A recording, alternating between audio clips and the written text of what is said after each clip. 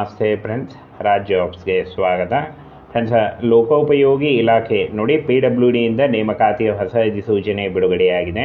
Both male and female, ಪುರುಷ ಮತ್ತು ಮಹಿಳಾ ಅಭ್ಯರ್ಥಿಗಳು ಇಬ್ಬರೂ ಅರ್ಜಿಗಳನ್ನು ಸಲ್ಲಿಸಬಹುದು. ಕರ್ನಾಟಕದ ಯಾವುದೇ ಡಿಸ್ಟಿಕ್ಕಿಂದ ಕೂಡ, ಯಾವುದೇ ಜಿಲ್ಲೆಯಿಂದ ಕೂಡ ನೀವು ಅರ್ಜಿಗಳನ್ನು ಸಲ್ಲಿಸಬಹುದಾಗಿರುತ್ತೆ. ಕಾಯಂ ಉದ್ಯೋಗಗಳ ಹಾಗೆ ಸರ್ಕಾರಿ ಉದ್ಯೋಗಗಳು, ಕರ್ನಾಟಕ ರಾಜ್ಯ ಸರ್ಕಾರಿ ಉದ್ಯೋಗಗಳಾಗಿರ್ತವೆ. ಬನ್ನಿ ಇದರ ಬಗ್ಗೆ ಒಂದೊಂದಾಗಿ ಮಾಹಿತಿಯನ್ನು ತಿಳಿಸ್ಕೊಡ್ತೀನಿ. ಯೋಗಿ ಇಲಾಖೆಯಲ್ಲಿ PWD ಇಲಾಖೆಯಲ್ಲಿ ಖಾಲಿ ಇರತಕ್ಕಂಥ 8,895 ಹುದ್ದೆಗಳಿಗೆ ಹೊಸ ನೇಮಕಾತಿ ಆಗಿರುತ್ತೆ. SSLC, PUC ಹಾಗೂ ಡಿಗ್ರಿ ಆದಂಥ ಬೋತ್ ಮೇಲ್ ಆ್ಯಂಡ್ ಫಿಮೇಲ್ ಕೇಳಿದ್ದಾರೆ ನೋಡಿ.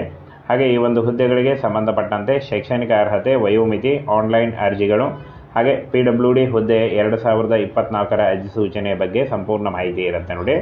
ಇನ್ನು ಫ್ರೆಂಡ್ಸ್, ಕ್ಲರ್ಕ್, ಜೂನಿಯರ್ ಇಂಜಿನಿಯರ್ ಮತ್ತು ಸಹಾಯಕ ಹಾಗೂ computer operator, case worker, helper, security guard, driver ಉದ್ಯೋಗಗಳಾಗಿರ್ತಾವೆ ನೋಡಿ. ಈ ಒಂದು ಹುದ್ದೆಗಳಾಗಿರ್ತವೆ ನೋಡಿ. ಇಷ್ಟೊಂದು ಹುದ್ದೆಗಳಿದ್ದಾವೆ.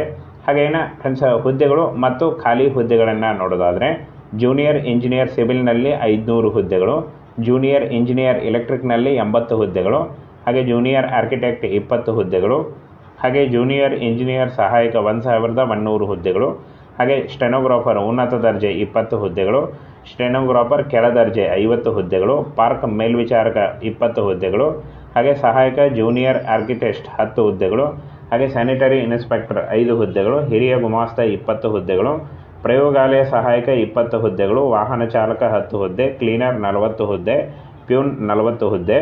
ಹಾಗೇನ ಫ್ರೆಂಡ್ಸ್ ನೋಡಿ, ಇಷ್ಟೊಂದು ಹುದ್ದೆಗಳಿದ್ದಾವೆ. ಈ ಒಂದು ಹುದ್ದೆಗಳಿದ್ದಾವೆ ಫ್ರೆಂಡ್ಸ್. ಇನ್ನು ಈ ಒಂದು ಹುದ್ದೆಗಳಿಗೆ ಅರ್ಜಿ ಸಲ್ಲಿಸುವಂಥ ಅಭ್ಯರ್ಥಿಗಳು ಇಲ್ಲಿ ನೋಡಿ, ಗ್ರೂಪ್ ಬಿ, ಗ್ರೂಪ್ ಸಿ ಪೋಸ್ಟ್ಗಳಾಗಿರ್ತಾವೆ ನೋಡಿ. PWD ಹುದ್ದೆಗಳಿಗೆ ಸಂಬಂಧಪಟ್ಟಂತೆ ಗ್ರೂಪ್ ಬಿ ಮತ್ತು ಗ್ರೂಪ್ ಸಿ ಉದ್ಯೋಗಗಳಾಗಿರ್ತವೆ. ಇನ್ನು ಶೈಕ್ಷಣಿಕ ಅರ್ಹತೆಯನ್ನು ನೋಡೋದಾದರೆ ಇಲ್ಲಿ ನೋಡಿ, ಜೂನಿಯರ್ ಇಂಜಿನಿಯರ್ ಸಿವಿಲ್ ಈ ಒಂದು ಹುದ್ದೆಗಳಿಗೆ ಅರ್ಜಿ ಸಲ್ಲಿಸುವಂಥ ಅಭ್ಯರ್ಥಿಗಳು, ಅರ್ಜಿದಾರರು ಸಿವಿಲ್ ಇಂಜಿನಿಯರಿಂಗ್ನಲ್ಲಿ 3 ವರ್ಷಗಳ ಪದವಿ ಮಾಡಿರಬೇಕು. ಹಾಗೆ ಎಲೆಕ್ಟ್ರಿಕಲ್ ಇಂಜಿನಿಯರಿಂಗ್ನಲ್ಲಿ 3 ವರ್ಷಗಳ ಪದವಿ ಅಥವಾ ಡಿಪ್ಲೊಮಾ ಮಾಡಿದರೆ. ಇನ್ನು ಜೂನಿಯರ್ ಆರ್ಕಿಟೆಕ್ಟ್ ಗ್ರೂಪ್ ಬಿ ಆರ್ಕಿಟೆಕ್ಟ್ನಲ್ಲಿ ಪದವಿ ಕೇಳಿದ್ದಾರೆ.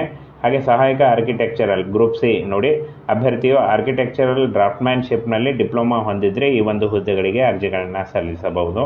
ಇನ್ನು ಸ್ಟೆನೋಗ್ರಾಫರ್ ಹುದ್ದೆಗಳಿಗೆ ಇಲ್ಲಿ ನೋಡಿ, SSC ಅಥವಾ ಮೆಟ್ರಿಕ್ಯುಲೇಷನ್ ಕೇಳಿದ್ದಾರೆ ನೋಡಿ, SSLC ಕೇಳಿದ್ದಾರೆ. ಹಾಗೆ ಕನಿಷ್ಠ ಒಂದು ಟೈಪಿಂಗ್ ವೇಗ ಬೇಕಾಗುತ್ತೆ. Stenographer lower grade group B SSLC ಕೇಳಿದ್ದಾರೆ ನೋಡಿ. ಹಾಗೆ ಕನಿಷ್ಠ ಒಂದು ಟೈಪಿಂಗ್ ವೇಗ ಅಂತ ಕೇಳಿದ್ದಾರೆ. ಹಾಗೆ ಗಾರ್ಡನ್ ಇನ್ಸ್ಪೆಕ್ಟರ್ ನೋಡಿ, ಗಾರ್ಡನ್ ಇನ್ಸ್ಪೆಕ್ಟರ್ ಕೃಷಿ ಅಥವಾ ತೋಟಗಾರಿಕೆಯಲ್ಲಿ ಯಾವುದೇ ಪದವಿ ಅಂತ ಕೇಳಿದ್ದಾರೆ. ಹಾಗೆ ಸಹಾಯಕ ಜೂನಿಯರ್ ಆರ್ಕಿಟೆಕ್ಟ್ ಯಾವುದೇ ಪದವಿ ಅಂತ ಕೇಳಿದ್ದಾರೆ ನೋಡಿ.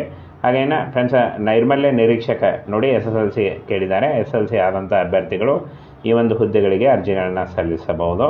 ಇನ್ನು ಹಿರಿಯ ಟೈಪಿಸ್ಟ್ ಮಾನ್ಯತೆ ಪಡೆದ ಕಾಲೇಜಿನಿಂದ ಪದವಿ ಕೇಳಿದ್ದಾರೆ.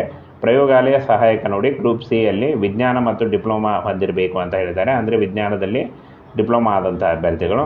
ಚಾಲಕ, ಕ್ಲೀನರ್ ಮತ್ತು ಪ್ಯೂನ್ SSLC ಕೇಳಿದ್ದಾರೆ ನೋಡಿ.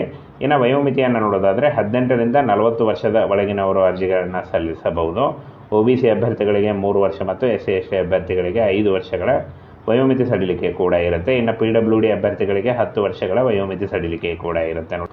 ಫ್ರೆಂಡ್ಸ್, ಇನ್ನು ಅವಶ್ಯಕ ದಾಖಲೆಗಳನ್ನು ನೋಡೋದಾದರೆ ಶೈಕ್ಷಣಿಕ ಪ್ರಮಾಣ ಪತ್ರಗಳು, ಜಾತಿಯ ಪ್ರಮಾಣ ಪತ್ರ, ಅಂಗವೈಕಲ್ಯ ಪ್ರಮಾಣ ಪತ್ರ ಏನಾದರೂ ಸಂಬಂಧಿಸಿದರೆ, ಹಾಗೆ ಪಾಸ್ಪೋರ್ಟ್ ಉದ್ದದ ಒಂದು ಭಾವಚಿತ್ರ, ಗುರುತಿನ ಪುರಾವೆ ಬೇಕಾಗುತ್ತೆ, ವಿಳಾಸ ಪುರಾವೆ ಮತ್ತು ಸಹಿ ಬೇಕಾಗುತ್ತೆ. ಇನ್ನು ಆನ್ಲೈನ್ ಮೂಲಕ ಅಫಿಷಿಯಲ್ ವೆಬ್ಸೈಟ್ಗೆ ಹೋಗಿ ನೀವು ಅರ್ಜಿಗಳನ್ನು ಸಲ್ಲಿಸಬಹುದು. ಇನ್ನು ಅರ್ಜಿ ಸಲ್ಲಿಸುವಾಗ CBT ಅಂದರೆ ನಿಮ್ಮ ಆಯ್ಕೆ ಪ್ರಕ್ರಿಯೆಯನ್ನು ನೋಡೋದಾದರೆ ಇಲ್ಲಿ ನೋಡಿ, CBT ಪರೀಕ್ಷೆ ಇದೆ, ಕಂಪ್ಯೂಟರ್ ಬೇಸ್ಡ್ ಪರೀಕ್ಷೆ ಇರುತ್ತೆ, ಕೌಶಲ್ಯ ಪರೀಕ್ಷೆ ಇರುತ್ತೆ, ಗುಂಪು ಚರ್ಚೆ ಹಾಗೂ ವೈಯಕ್ತಿಕ ಸಂದರ್ಶನದ ಮೂಲಕ ಆಯ್ಕೆಯನ್ನು ಮಾಡಿಕೊಳ್ಳಲಾಗುತ್ತೆ.